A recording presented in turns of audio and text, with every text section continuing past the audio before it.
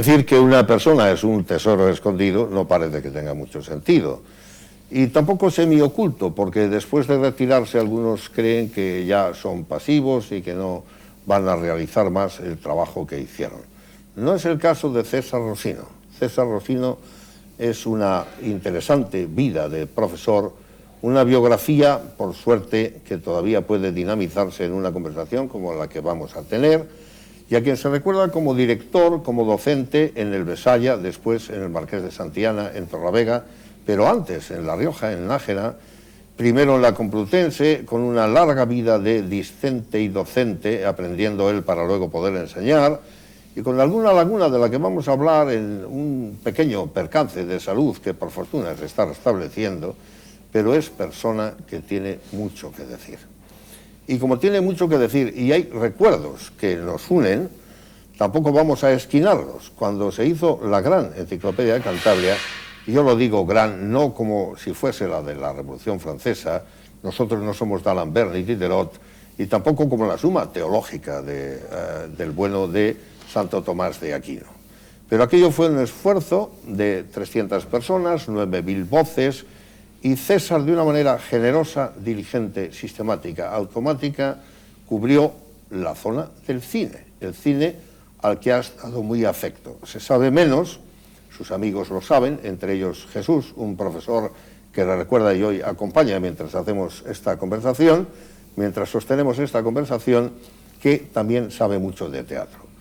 De todas estas cosas, sin orden, no diré que sin concierto, vamos a hablar.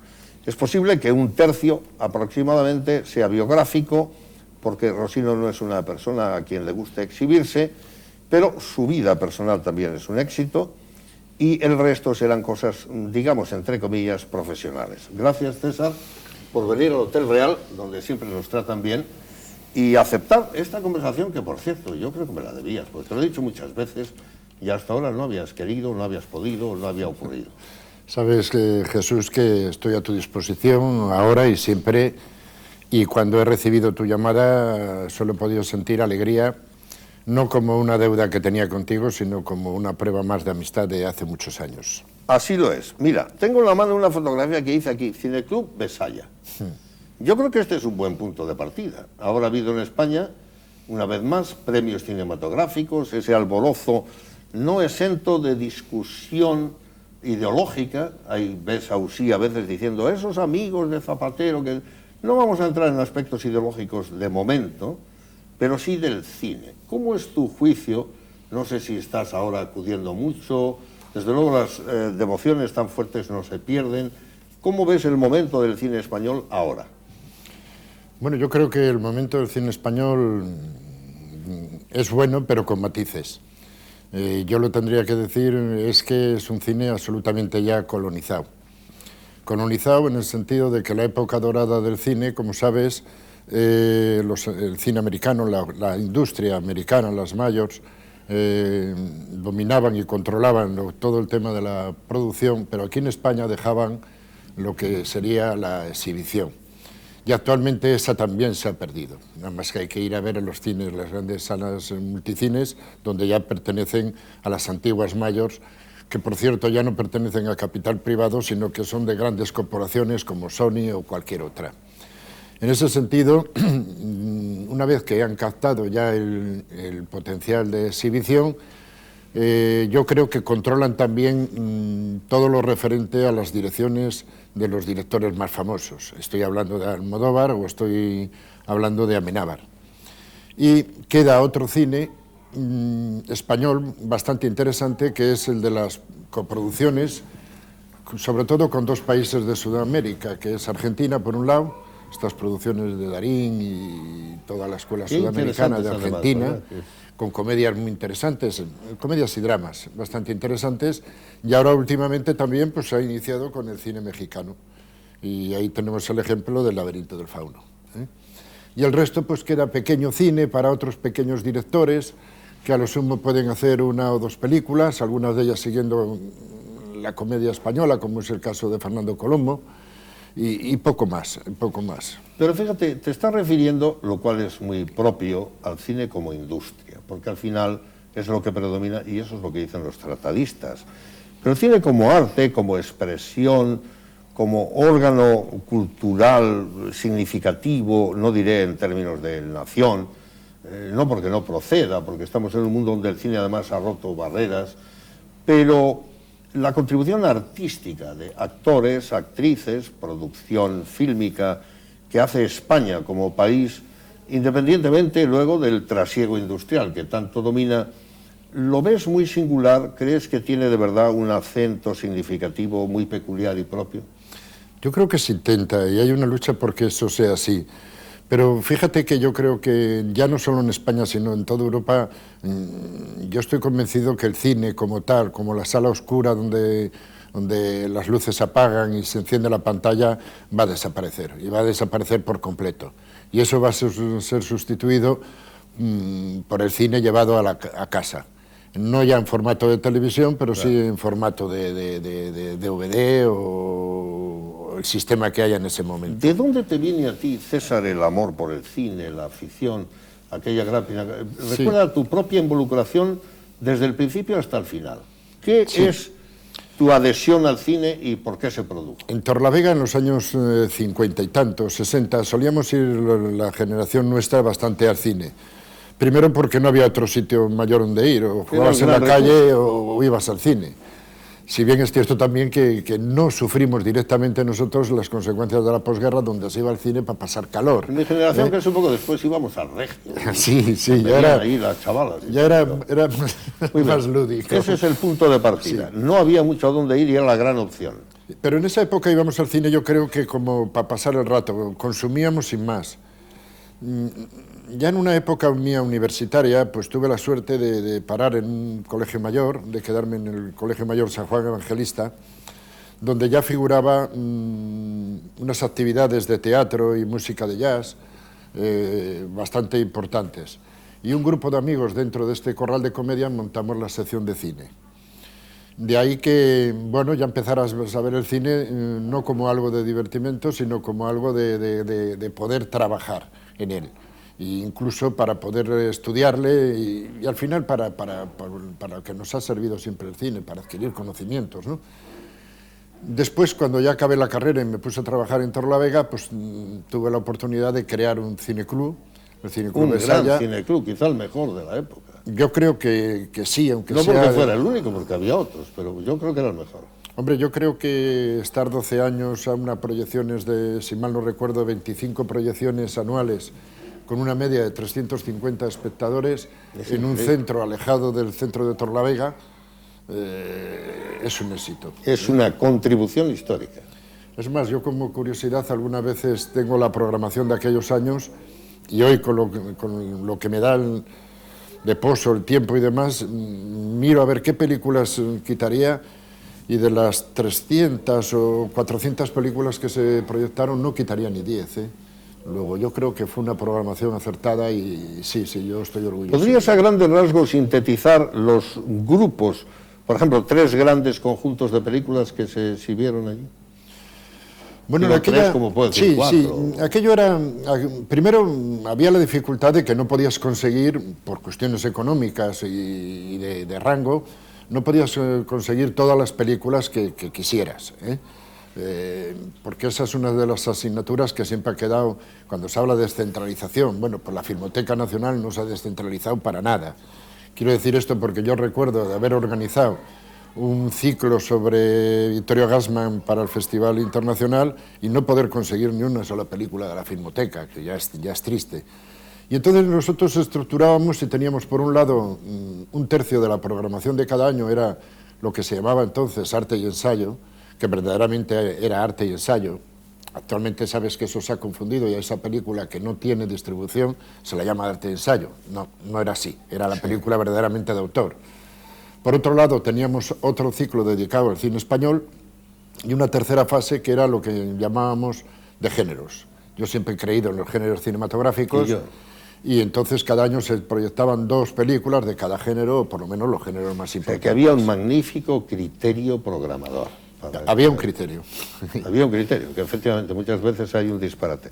Bueno, a mí es sabido que me gusta hilvanar las conversaciones, no cómo te llamas, vienes mucho por aquí, de dónde eres, a través de la conversación.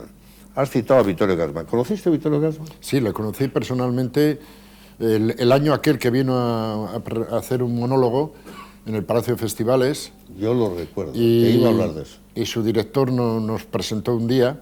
Él no pudo asistir a ninguna de las sesiones, eran 3 días únicos, ¿eh? Y si mal no recuerdo, no coincidieron esos 3 días del ciclo de Gassman, que se hicieron en los bajos del Coliseum, con la estancia de él en... Pero verdaderamente yo, vamos, creo haber visto muchísimo del cine de él. Era un genio. Y es un monstruo. Es un monstruo. Yo recuerdo... Una de sus películas se llama El monstruo. Pensé que hablábamos de lo mismo, no lo hacemos. Una vez llegó a la Plaza Porticada y venía muy tarde. Y la gente, bueno, ya sabes que aquí no se cabrea mucho. La burguesía media santanderina es muy tolerante, aunque muy criticona, dicho sea con el máximo respeto. Y llegó tarde, venía con la gabardina en la mano y estaba todo el mundo quieto, parado, incómodo, con un escenario vacío. Entra al escenario César, se baja y toma una flor imaginaria y le dice a una señora de la primera fila: señora, disculpe que haya venido tarde, es culpa del avión, tenga la flor. Bueno, aquello fue increíble. Claro. Automáticamente elevó el público entero al escenario. Claro. Este era Gassman. Luego se lanzó al suelo, hizo algo en italiano, en latín, en inglés, Shakespeare, Pirandello, todo lo que se le ocurrió improvisar sin quitar la gabardina porque no le dio tiempo. Hablemos un poco de actores y no creas que se me olvida que retomes el hilo de toda tu vinculación con el cine porque no ha terminado. ¿Qué papel tienen la relación directores-actores? Mirando un poco históricamente, yo sé que esto es mucha pregunta y no vamos a hacer esto monográfico. Ha habido un momento en que el actor predominaba. Otras veces era como un agente subordinado al talento del gran director. ¿Cómo contemplas tú periodos o esa relación históricamente, antes y después y ahora? ¿Alguna manera de explicarnos esta interacción? Yo creo que en la época dorada del cine, la estrella era el director, sin duda. Y el director, su gran acierto sería el encontrar a aquellos actores que le iban en aquella película. Una vez que entraban bajo contrato a realizar esa película, yo creo que todos los grandes actores estaban subordinados al director. Estoy hablando de toda la época de, pues, no sé, desde John Ford a Howard Hawks, a Raoul Walsh, en fin. No, cita, tú no te preocupes. Vamos, toda la época, digamos, incluso yo diría, hablando de Vittorio Gassman, fíjate la personalidad que estamos hablando de un monstruo del cine. Sí. Por cierto, una época del cine posterior al neorrealismo que aún no se ha estudiado debidamente y además está muy poco difundida. Es muy difícil encontrar películas actualmente de esa época. La siguiente al neorrealismo. La siguiente de Risi, en fin, de Stenion, de toda esta gente, con sus grandes actores. En esa época, fíjate que Vittorio Gassman, yo estoy convencido que en cualquiera de sus películas, La Escapada, sí, podían hacer cosas pero no se escapaban nunca del guión. Se sujetaban. Exactamente, y el director era el que les exprimía, les hacía sacar lo máximo que tenían. Sí. Yo creo que eso hoy ha variado, y hoy se contratan a los actores por X días, y generalmente no se suelen salir de esos días de contrato, sean 12, sean 7, sean 24, y yo creo que se ha profesionalizado demasiado. Es un poco más convencional. Exactamente. Someten al contrato y lo que yo te digo sí. Y de alguna forma el actor ahora yo creo que se escapa bastante de las directrices del director. Aquí estamos viéndote con tu bigote, contento, creo que en el despacho de tu casa. No sé si aquí sí, hay más libros que películas, porque se ven libros al fondo. Las películas están en la estantería de arriba. ¿Verdad? Sí. Si tuvieras que salvar, imagínate una cosa terrible, porque a mí me gusta a veces hacer un poco de tremendismo mínimo, que aquí se produjese un incendio, espero que esté todo asegurado. ¿Qué es lo que salvarías de lo que tienes aquí? Yo por desgracia tendría que decirte que todo de ahí. Bueno, si las llamas van muy a prisa hay que agarrar lo que sea más importante, ¿eh? Date cuenta que es que yo soy un coleccionista impenitente. Sí. Y colecciono material escolar antiguo, colecciono desde tinteros, plumillas, sellos, monedas, Pero billetes, ¿no es una forma de locura, libros. querido César? Puede serlo. Bueno, muy bien, pero la verdad admitido. es que me ha hecho muy feliz, ¿eh? Y entonces, me sigue ¿qué haciendo. de la colección salvabas o no te acabas de decidir? Ahí hay una serie de libros de cine que sí que salvaría igual, ¿Verdad? en primer lugar. Háblame de uno. Bueno, pues hay... Háblales a los telespectadores de uno. Bueno, pues simplemente hay un libro que a mí me causó impacto y, bueno, no es ninguna maravilla, no es un libro de tesis, es simplemente una historia de cine Sí. de un autor francés, Georges Sadoul, que a mí me parece que es el mejor y es un libro antiguo, es de los años 40, 50. Sí. Y yo creo que analiza perfectísimamente todo el cine hasta ese año y deja abiertas las bases de lo que él cree, y verdaderamente así ha sido, de lo que va a ser el cine en el futuro. Y acierta. César, ¿qué le ha producido el cine al mundo? ¿Qué le ha dado? ¿En qué es distinto ese arte de las demás? Hombre, yo creo que primero ha tenido una difusión, o gracias a la difusión que ha tenido, le hace ser diferente, no digo ni mejor o peor, al teatro, por ejemplo, o a otras artes escénicas, como puede ser el ballet o la música. Es decir, España llegó a tener 5.000 salas de cine. No era posible echar 5.000 representaciones de teatro, eso es evidente. Claro. Entonces la difusión ha sido enorme. El cine, como es lógico, ha estado sujeto también a muchas ideologías. Ha sido transmisión de ideologías dominantes, Sí. de las no dominantes. Y sobre todo también hay muchos tipos de cine, no olvidemos el cine documental, etcétera. Lo que yo digo siempre, el cine a mí me ha servido porque ha impartido conocimientos y a mí me los ha dado. Y creo que a muchísima gente, hay generaciones, por lo menos hasta ahora, que han estado creciendo a la sombra del cine. Y si alguien te dijese que es un peligroso sucedáneo de la realidad, ¿qué le dirías? Pues que en cierto modo tiene razón y puede serlo, y ha habido épocas que lo ha sido. Touché, me tocaste. ¿Y te gusta Alfredo Landa? Sí, sí. Y Yo he habría que tratado a Alfredo matizar. Landa, es un ser entrañable, es un navarro cariñoso. Sí. ¿Sabes lo que ha Alfredo- dicho hace menos de 2 semanas? Ha dicho, sí, es una españolada. ¿Y qué? Una españolada está muy bien, ha dicho. Eso nos lleva a aquel criterio programador tuyo que metía españoladas. ¿Qué son las españoladas?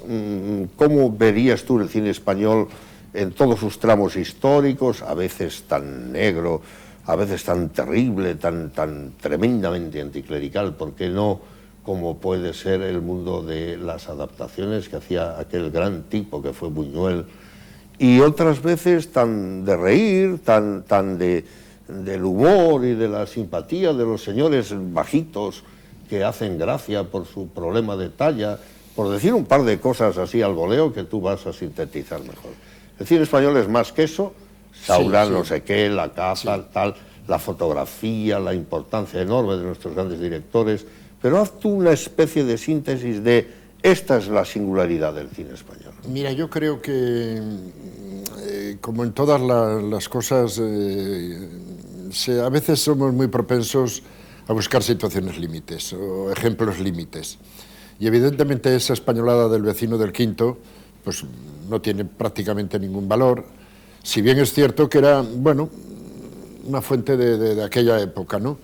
Ni tampoco me parece bien, y de hecho voy a decir algo que tendría que meditarlo un poco más, pero dicho así muy deprisa... No, échalo aquí todo fuera, esto no es una a mí, por conferencia, ejemplo, Buñuel no me gusta. Ya. Quiero decirte con tienes esto derecho. que sé que decirlo así en un muy aficionado al truculento, cine es una burrada, ¿no? Pero bueno, hombre, reconozco muchísimas cosas que hay que reconocer en el cine de Buñuel, ¿eh? Y que es un Viridiana genio, me ¿no? parece, Está. con todo el extremismo que tiene, me parece una película excepcional. ¿Eh? Pero bueno, quiero decirte que esos extremos están ahí, pero mientras tanto ha habido en el cine español un cine que incluso es digno. El cine de Cifesa es un cine digno. Ya. Aunque fuera Agustina de Aragón o El Santuario no se rinde. Ay, ¿por qué no? Quiero decir que están viviendo un poco en la época... No va a ser Juana de Arco solo. date cuenta que en España el neorrealismo, por ciertas circunstancias, no pudo entrar con todas sus consecuencias. Ya. Pero aparte de eso, hay otra serie de películas de cine. Mira, ponemos un ejemplo. Bienvenido Mr. Marshall. Sí. Eso es una obra de arte. Sí. El Pisito, El Verdugo. Sí. Son películas... Oye, qué poco te cuesta pensar eso. No, es que están ahí, ¿no? Y en cine moderno, no sé, desde El Bosque del Lobo de Pedro Lea, sin llegar tampoco al cine de Saura, que tiene su gran mérito, ¿eh? Sí. La Salvaje del Poeta Sargil, el cine de Fernando Fernán Gómez, sí. Hay un gran cine. Y si me preguntas por qué, te digo, para mí el cine español ya ha tenido una cosa extraordinaria, lo mismo que le tuvo el italiano, y le tuvo desde luego el americano, es que son los actores secundarios, sí. Guiones y actores secundarios. Entonces José Luis Vázquez, Gracita Morales, Ferrandis, todas esas gentes que no son tan secundarias, Conchita Velasco, por ejemplo, que a mí me parece muy buena en teatro también. Hombre, Conchita Velasco sí. ¿Verdad? Yo estoy enamorado a mi manera. Has dicho en primer lugar Vázquez, José Luis López Vázquez. No es un monstruo a su manera. Es un monstruo. Muy particular, conozco bastante bien y es un hombre... ¿Sabes qué me gusta? Una vez asistí al estreno en que, de manera tan generosa conmigo, Plácido Domingo, cuando fue contratado como director de la ópera de Washington, puso una condición, aparte de las económicas, seguir cantando en Nueva York, etcétera, que no le quitaran de eso. Dijo, si no ponen ustedes zarzuela española al año 2 veces o así, por lo menos no quiero dirigir esto. E impuso la del hijo de actores de la zarzuela, cantantes de la zarzuela, sus padres. Esa sensación he tenido ahora al oírte hablar a ti del cine español a la altura de todos los demás, y me ha gustado tenerla. Pero detrás de esto viene una especie de pequeña trampa dialéctica. Tú has hecho geológicas también. Sí, yo soy geólogo. ¿Por qué diablos un geólogo tiene afición al cine? Tendrías que tener afición al Gran Cañón, a los picos de Europa, ¿cómo? Tú eres un señor raro, porque... No, yo creo que no. Mira, yo creo que de las carreras de ciencias, yo creo que geológicas es la carrera quizás más humanística que hay. ¿Ah, sí? Sí, sí. Pero ahí no había muchos... Yo una vez fui con un amigo mío, que por cierto dirige la Sociedad Nuclear Americana, de uso pacífico en Estados Unidos, y es geólogo. Y me decía, mira, esa capa es la más antigua, esa otra, el litro colorado al fondo. Y no había nadie. Me hablaba de los indios eskenazi, no sé qué, pero decía, porque claro, en español yo decía, ese es el colorado, que significa rojito en español, y lo pretendía poner como muy humano, pero decía, eso estaba antes que nosotros, nos iremos y seguirá ahí. En ese sentido es tan humanista también. ¿Qué tiene que ver todo eso con el cine? Hombre, aparte que el espectáculo era muy cinematográfico, desde luego. Yo recuerdo que hay un libro por ahí, difícil de leer, pero está ahí, La filosofía de la geología. Bueno, pues sí, yo creo que no solamente el principio de superposición de estratos que has citado, está el de la asociación faunística. Entonces, sí, ¿qué es eso? Que... No, tú amplía siempre. A los sabios aquí les aprovechamos. No, la asociación faunística es que se basa en la evolución de los animales sí. Más evolucionados son más modernos que los menos evolucionados. Sí. Es decir, el darwinismo ha estado siempre con los geólogos. Claro.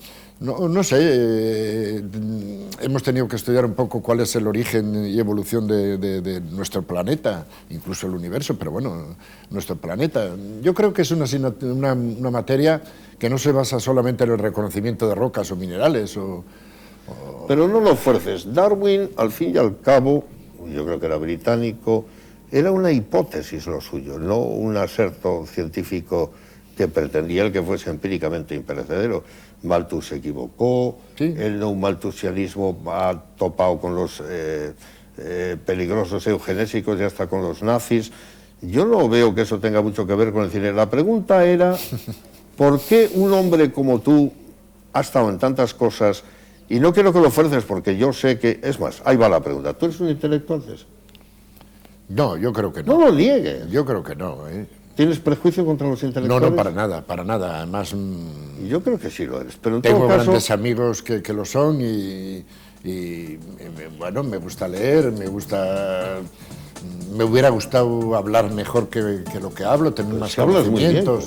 No lo sé. Y citas libros siempre. Bueno.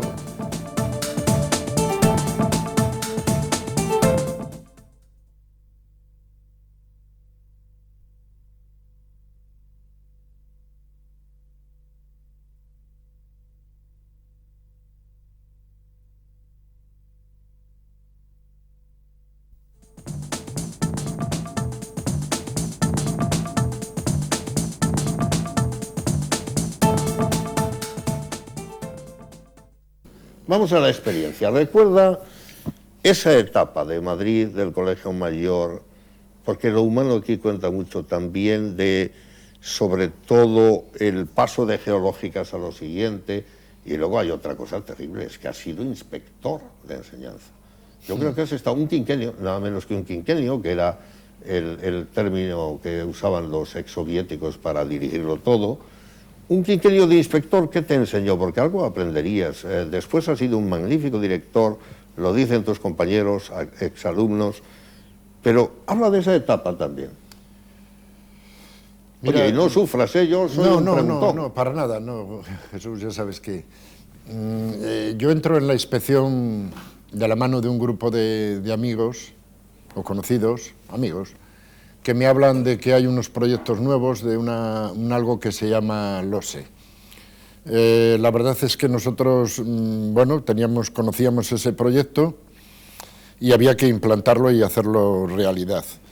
En el momento que yo entro en la inspección, hay unas luchas tribales dentro de ella y verdaderamente los más jóvenes pues casi sufrimos las consecuencias de esas luchas, lo cual hace que todo ese trabajo se empiece a poner o a hacer bastante incómodo. Claro, ¿qué ocurre con esto? Pues que verdaderamente todos aquellos proyectos que nosotros pensábamos para llevar a cabo esa obra que en principio iba a ser la LOSE, pues prácticamente no la podemos desarrollar.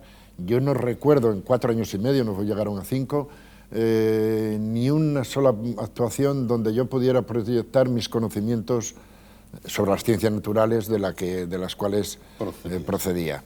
Entonces, claro, llegas a un grado de frustración bastante grande. Y... O sea, es una mala etapa, ¿no la recuerdas? No la recuerdo bien. No... Y tampoco tu contribución pudo ser muy buena porque a ti te gusta dar algo de lo que tienes dentro. Yo creo que sí. Sí reconozco que no soy muy bueno para trabajar en equipo, creo yo. Sin embargo, y a pesar de que en aquella época había un director provincial, que yo era muy animoso en ese sentido, no puedo llegar a yo no te veo muy con cariño. Individualista, César. ¿Por qué dices que no eres bueno para trabajar en equipo? No era la costumbre de la época tampoco. No, a mí lo que me gusta es, por ejemplo, cualquier tipo de proyecto, hacerle de forma individual y luego discutirlo y hablarlo con la gente. Al final eso te lleva a ser un poco individualista. Mira, aquí va a haber una ruptura, espero que no te parezca frívola. Aquí estás, por supuesto, con tu bigote, con una especie de Pamela masculina muy original. Y yo quisiera, porque esto sí parece individual, aquí estás en un mundo exótico, que yo creo que es México. Es México. Y esto significa que no siempre, supongo que esto es un modo de trabajar, es un entendimiento del ocio excursionista con la cultura. ¿Tú has dedicado mucho tiempo a ti mismo a conocer cosas, a viajar, o has estado siempre estudiando? He tenido una pasión no de mucho tiempo, pero sí por lo menos de realizar entre 2 y 3 viajes al año desde... ¿Aquí ibas con tu novia, ibas solo o estabas soltero? No, ahí estaba casado ya. Estabas casado. Estaba casado. ¿Y dónde está tu mujer aquí, que es una mujer encantadora? Pues, no, está aquí, ahora la vamos a poner. Ser. Pues dinos, ¿en qué difiere tu vida de soltero y de casado? No, yo difiere en todo. No lo cuentes todo, porque... Difiere en todo porque yo tuve la suerte de encontrar una gran mujer y que... ¿La sigues teniendo? Sí, la sigo teniendo. Y que bien, nombre completo, habla de tu mujer, sí, bien, nombre, aunque lo oiga todo el mundo que lo merece. Es una riojana, de origen de riojano, aunque yo la conocí en Torlavega, Alicia Entrena. A pesar de que tú estuviste en La Rioja destinado. Estuve destinado y en su pueblo. Incluso yo pensé... ¿Y cuando aquello no la conocías? No, ella estaba casada, sí la conocía. Pero ella proviene de una familia de vinateros. Sí. Los entrena, siguen teniendo vinos y... Siendo de La Rioja es lo más noble. Y venían por acá y bueno, y ahí hubo un fichaje... En el vino está la verdad. Sí. ¿Cómo fue tu etapa de Nájera? ¿Cómo se llama tu mujer? No, yo en Nájera solo estuve un año como consecuencia de que saqué la cátedra de Ciencias Naturales y tuve que optar. Se habían agotado las plazas en Cantabria y lo más cercano, y ya que teníamos un piso allí, pues era Nájera y estuve allí. Fue un año Nájera? extraordinario. Sí. Yo tenía a mi hermana en Haro y a mi cuñado, que era de Castillo Siete Vías, un hombre encantador que murió. Y también tengo una simpatía y afinidad enorme por La Rioja. Es un pueblo muy entrañable, ¿verdad? gente un poco bruta, pero de un corazón enorme. Sí. Yo siempre pongo un ejemplo, y es que allí en Nájera tú llegas y conoces a alguien y ya eres amigo, pasas a ser enemigo si haces algo en contra. Como debe ser. Aunque a veces en algunos sitios es un poco al revés, tienes que demostrar que eres amigo primero, pero... Ya. Bueno, tiene un monumento extraordinario, que es Santa María de la Real. Es una zona de confluencia de todas las zonas limítrofes, donde hay zonas vineteras, las zonas de los fabricantes de chorizos, en Baños de Río Tobía. Sí, en Haro huele a vino, es una cosa interesantísima. Sí. Qué importante es el olor de las cosas. Y qué agradable es un ¿verdad? Vino. Entrar a un pueblo y que huela a vino. Yo voy a mostrar aquí, porque yo no sé, pero ¿tú no eres una persona que es consciente de que ha tenido mucho éxito en la vida? Yo estoy contento de mi vida. No, pero la pregunta es otra. ¿Eres muy consciente de tu éxito? ¿O hay que recordarte? Me estás refiriendo al sentido Estoy familiar. mostrando aquí tu familia, Sí, tus sin duda, hijos. sin duda. Pero acabamos de hablar de tu vida profesional, aunque sea un poco de largo. Ahí en esa foto pues está mi hijo el mayor. Tu hijo el mayor, que es economista. Es economista. Es un muchacho, y me gustaría decirlo, que tuvo el gran valor. Todos tienen nombre. Tu mujer, tu hijo el mayor, dinos Sí, los nombres. Francisco Javier. Muy bien. ¿Y tu mujer? Tiene Alicia. Alicia. Tiene el gran valor de a los 18 años coger una maleta y marcharse a Dublín a hacer una carrera. Ah, se te ve orgulloso En como inglés, padre. Totalmente. Sí. De tal forma que al mes... Pero él está en el mundo capitalista, tú no sí. procedes de ahí. Sí. Bien. Trabajó un año en Londres en Lehman Brothers, Sí. 5 años en Merrill Lynch, Yo tengo muy buenos amigos en Berlín. y ahora lleva 4 o 5 años en... Por cierto, no tengo un duro, VS. que quede claro, porque estamos en la tele. No, ni yo tengo dinero para entrar en esos niveles. No, pero tampoco, bien, no. seguimos, tú sigue haciendo el canto. Y luego hay otro que hereda la parte artística tuya, que Sí, es el pequeño. el segundo es, Ese es Bellas Artes. artista, es Claro. de Bellas Artes, Arístides se llama, Sí, hijo del mejor, ¿no? sí. Tiene un mundo interior enorme, y actualmente pues se debate entre los cuadros que pinta y la necesidad de pintar paredes. Pero además este está en Torlavega, ¿no? Este está en Torlavega. Ya. Y luego está tu hija, no me Y digas que no vas a luego hablar de tengo ella. la pequeña, hizo decoración, siguiendo un poco los ejemplos de su tío, Paco Entrena, Sí, y ahora pues... gran decorador. Sí, yo creo que sí. Sí. El rey de los colores, Es como yo cierto. digo.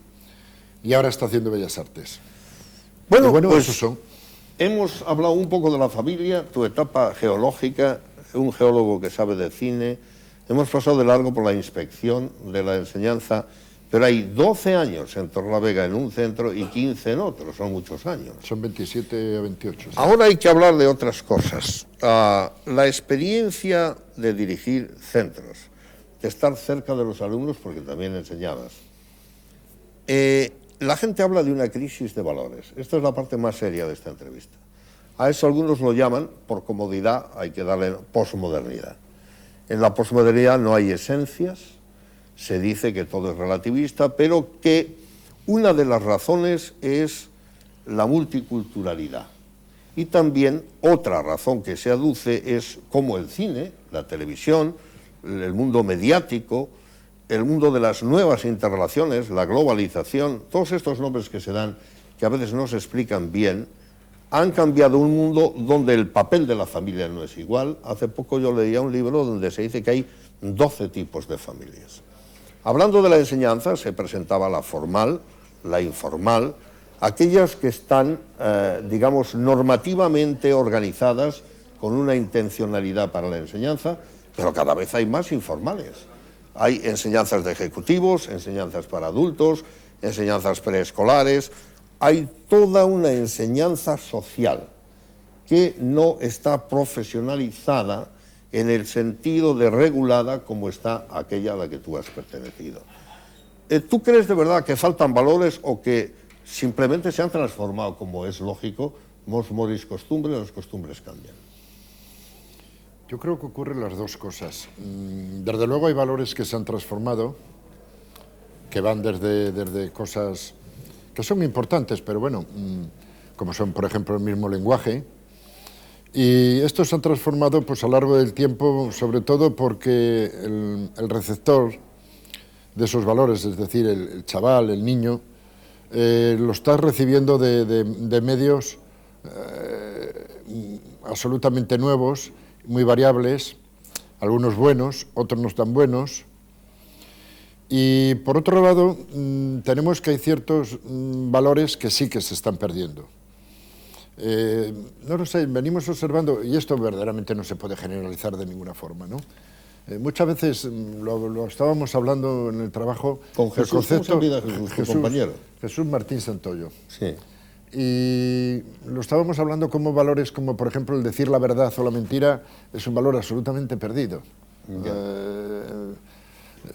Quiero decir que, insisto, no puedo generalizar. Sí, no tiene ninguna importancia mentir. Yeah. Y bueno, ¿y por qué está hecho eso? Porque cientos de ejemplos que están recibiendo, no lo sé, si programas de televisión, que los hay, sí, algunos buenos, otros funestos y nefastos, tengo uno metido en la cabeza que me retumba. A mí no me importa que cites. Como es el salir al salir de clase, es algo demoníaco. No, tú despáchate. Todos los valores se echan abajo, evidentemente todos esos personajes, todos tienen su coche, su piso, mucho dinero, pero a la hora de la verdad no. O como hay críos hoy que su gran ejemplo es poder entrar en un Gran Hermano y poderse hacerse multimillonario a base de triunfar en un Gran Hermano. Claro.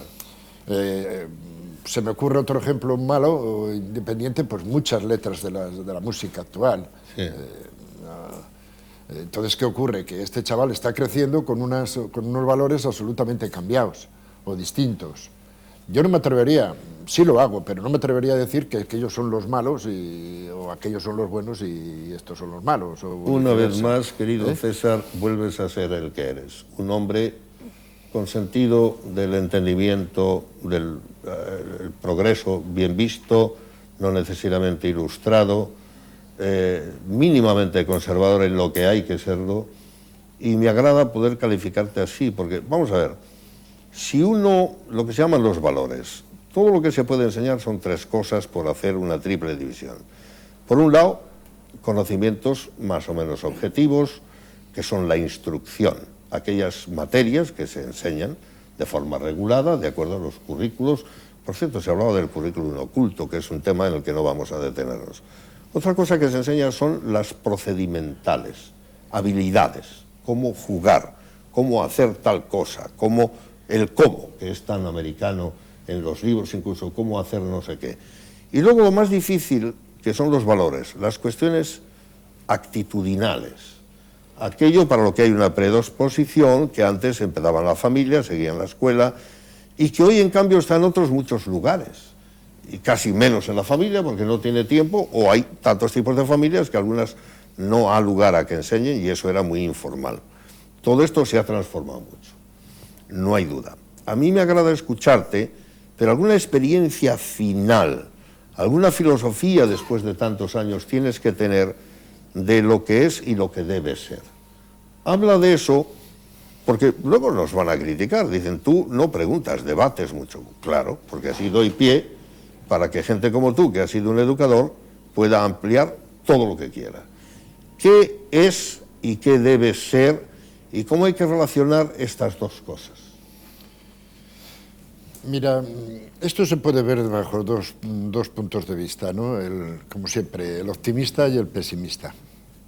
Yo voy a ponerme en el medio y quiero ser un poco realista. Y es que la primera parte de los conocimientos, yo los últimos años de mi carrera no trabajaba, no preparaba las clases para hacerlas mejores y tal, sino a ver aquellas partes del currículo podía quitar. Esto me parece demoledor. Quizá a lo mejor muchas de las cosas que yo antes explicaba en clase no sean importantes hoy, evidentemente, pero no lo sé. Estamos hablando de que contenidos cada vez mínimos. Por otro lado, es curioso cuando en la enseñanza hemos mejorado en algo que son los medios. Actualmente nadie puede decir que esté dedicado a la enseñanza, que es que no se enseña por falta de medios. No, hay muchos Eso recursos. No es cierto. Hay recursos, todos los que quieras. Que antes no había. Que antes no había.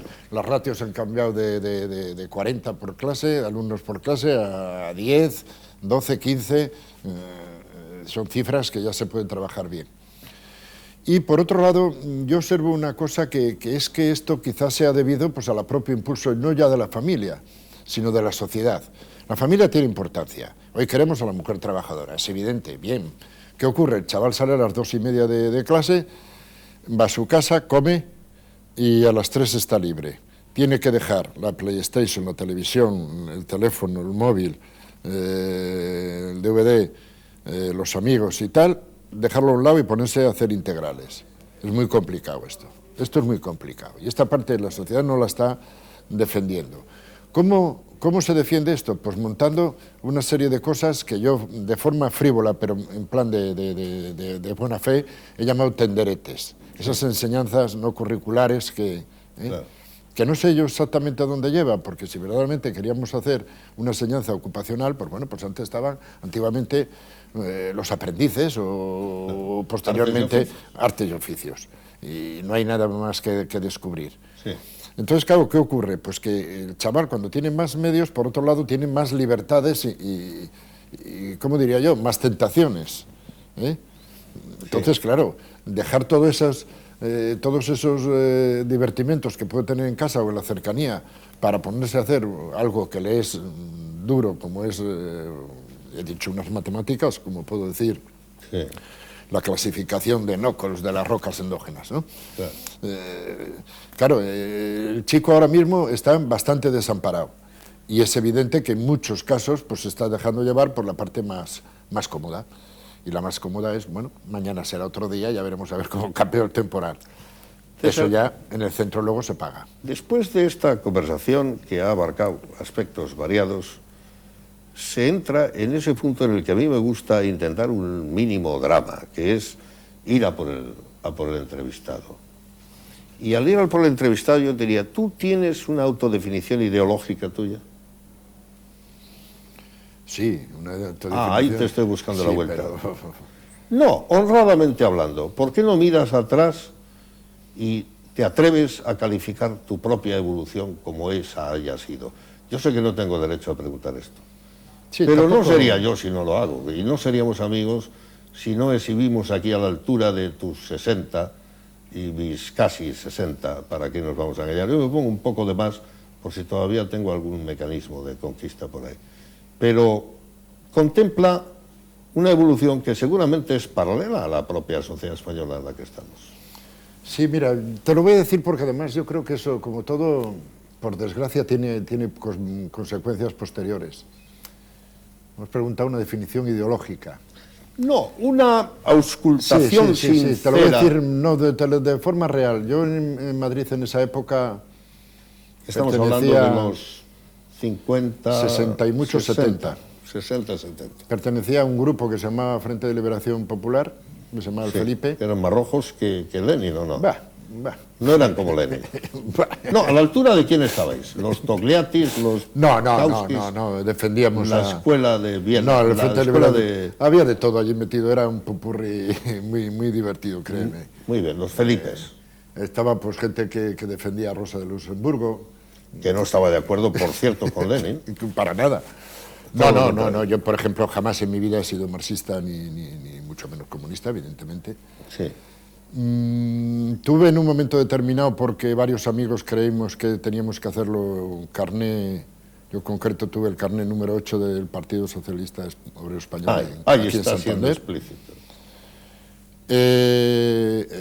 Como anécdota te puedo decir que yo para entrar tuve que pasar un examen de 1:30, donde 3 personas nos examinaron de democracia. Sí. Pero en aquella reunión, no me acuerdo cómo se llama la calle, en un local de la JOAT, me parece que se llamaba, yo dejé muy claro que estaba ahí porque creía que tenía que hacerlo estar hasta que en España hubiera un Estado de Derecho y una democracia establecida de forma normal. Cuando esto se consiguiera, al día siguiente yo me daba de baja. Te hacías normal. Normal. Y así lo hice, acuciado por ciertos ofrecimientos de mi partido de forma halagosa, Sí. pero el hecho era irreversible y me di de baja. Sí. Y curiosamente, yo creo, sinceramente, a mí no me molesta, pero que eso lo he pagado. A lo largo de los años posteriores lo he pagado. ¿Por qué? Pues porque unos no se fían de ti, otros te odian, otros claro, no te quieren. ¿Pero llegan a odiar de verdad? Sí, yo creo que sí. Ya. Y hoy, hablando con más serenidad de la evolución, ¿tú crees que ha sido de...? Pero que conste, no me afecta para nada en la situación. No, yo creo que hice una cosa que cuando la había tenía que hacer, y lo único que me interesan es lo que opinan los que están al lado mío y los que trabajaban conmigo. El resto... Y ellos saben mi ideología perfectamente, ¿no? Claro. ¿Y qué entendimiento tienes tú de la situación actual en general? Aunque comprendo que es mucha pregunta. Putin esta semana, en una nostalgia de la cuestión imperial exsoviética, creo yo, acusaba de sentido excesivamente universal a los Estados Unidos y a la OTAN juntas.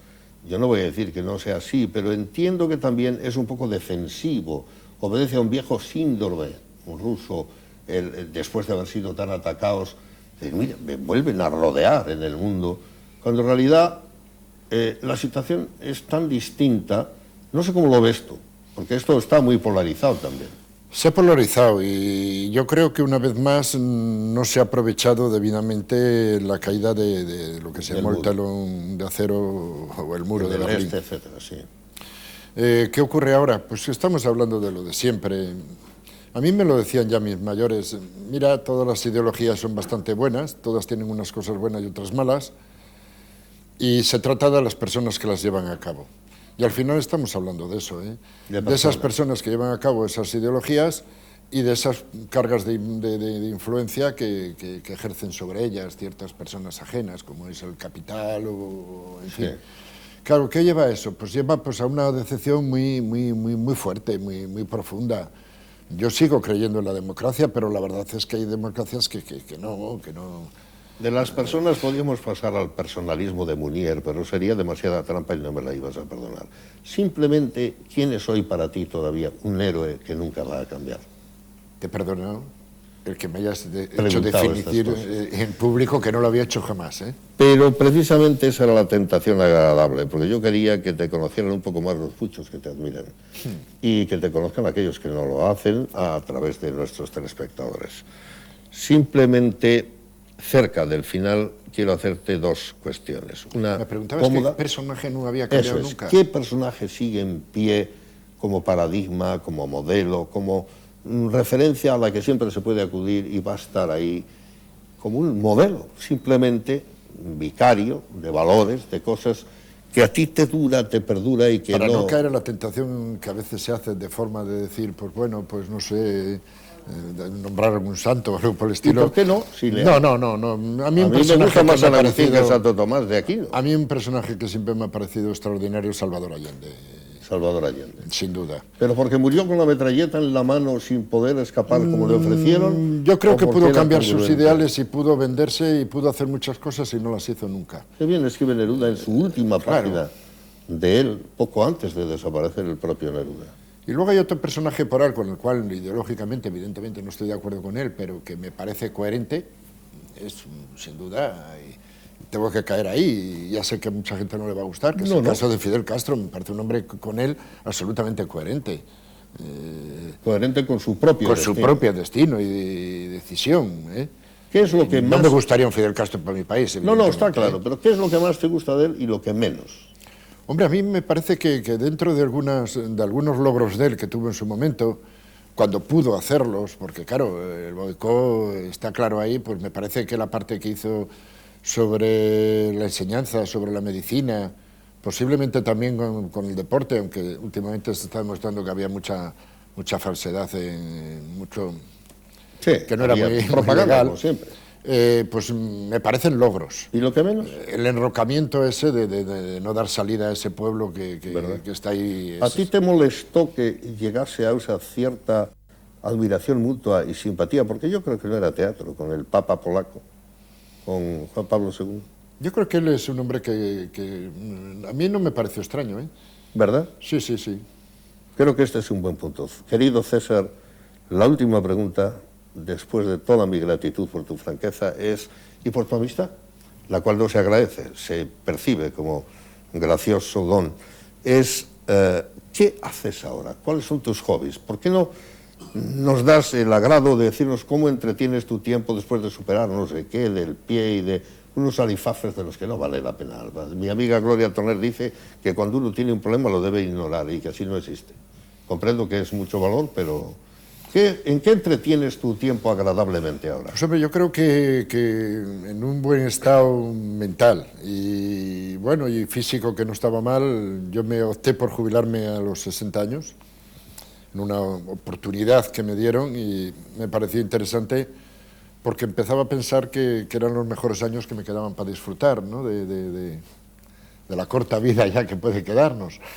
Pero entonces, ¿qué ocurre? Que bueno, ese problema físico que me lleva a no andar mucho, pues me limita a bastantes cosas y entonces lo que hago, pues desempolvo mis colecciones, las estoy aumentando, estoy haciendo un trabajo bastante interesante sobre conchas de moluscos, escribo bastante sobre cosas de cine que las guardo.